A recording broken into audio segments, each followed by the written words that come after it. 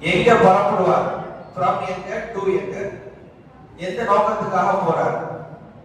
வெளிநாடுகளுக்கு போறப்ப கேட்கிறாங்கல்ல, எந்த நோக்கத்துக்காக போறார்? ஹஜ் செய்யறதுக்காக, உம்ரா செய்யறதுக்காகவா, அல்லது பொருளாதாரத்தை சம்பாதிக்கிறதுக்காகவா என்று அந்த ஒரு வரி என்பது அங்கே இருக்கும். அதே போன்று எந்த நேரத்துல டிராவல் அவருக்கு தொடங்குது அப்படிங்கிறது அந்த டிக்கெட்ல இருக்கும்.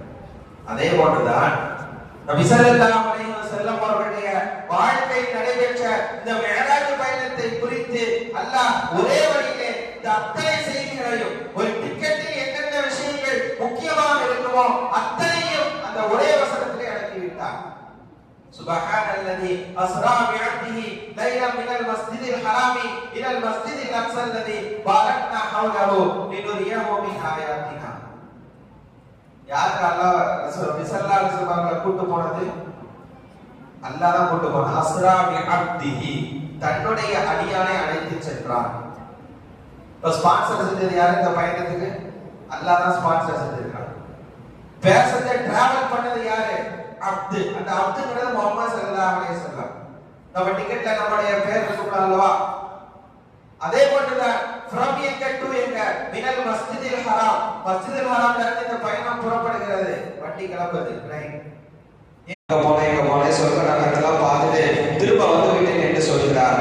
என்ன நம்புற மாதிரியா இருக்கு என்று சொன்ன போது அபூபக்கர் உடனே கேட்டார்கள், சொன்னது யாருன்னு கேட்டாங்க. முஹம்மது ஸல்லல்லாஹு அலைஹி வஸல்லம் அப்படி சொன்னார்களா என்ற போது ஆம், முஹம்மது ஸல்லல்லாஹு அலைஹி வஸல்லம் சொன்னார்கள் என்றால் முஹம்மது சொன்னது உண்மையாகத்தான் இருக்கும். இந்த செய்தி நபி அவர்களுக்கு எட்டி வைக்கப்படுகிறது.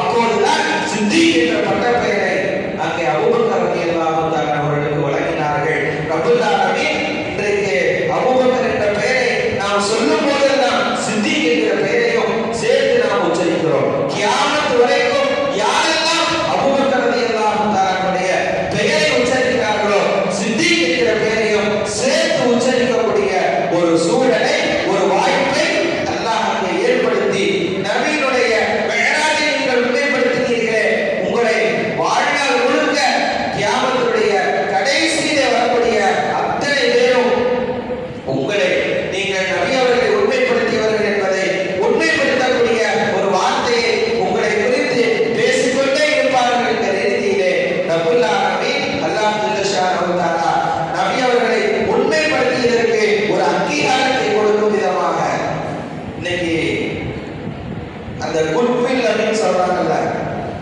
குட்வில் நற்பெயர் அப்படின்னு சொல்றாங்க. ஒரு கம்பெனில நல்ல ஒரு குறிப்பிட்ட காலங்கள் நம்ம பார்த்து வேலை பார்த்து அவங்களுக்கு எல்லாருக்கும் நம்ம பிடிச்சமாக நடந்துக்கிட்டோம்னு சொன்னா அந்த கம்பெனில இருந்து நமக்கே சர்டிஃபிகேட் கொடுப்பாங்க. இவர் எந்த தப்பும் செய்யாதவர், கை சுத்தமானவர், மனசு இரக்கம் உள்ளவர், எல்லா விதமான நடவடிக்கைகளும் எல்லோருக்கும் பிடித்தமானவர் என்று அந்த நிறுவனத்தில் இருந்து அவருக்கு சான்றிதழ் வழங்கப்படுவது இன்றைக்கு நடைமுறை இருக்கிறது. அதே சான்றிதழை நீ நபியை உண்மைப்படுத்தினாயா, உலகம் உள்ளவரை உங்களை குறித்து பேசப்பட்டுக் கொண்டே இருக்கும் என்று அபூபக்கர் சித்திக் ரலியல்லாஹு தஆலா அவர்களுக்கு ஒரு அங்கீகாரத்தை வழங்கும் விதமாக மிஅராஜுடைய செய்தியை உண்மைப்படுத்திய உங்களை உலகம் உள்ளவரை நீங்கள் உண்மையாளர் என்று சொல்லிக்கொண்டே இருக்கக்கூடிய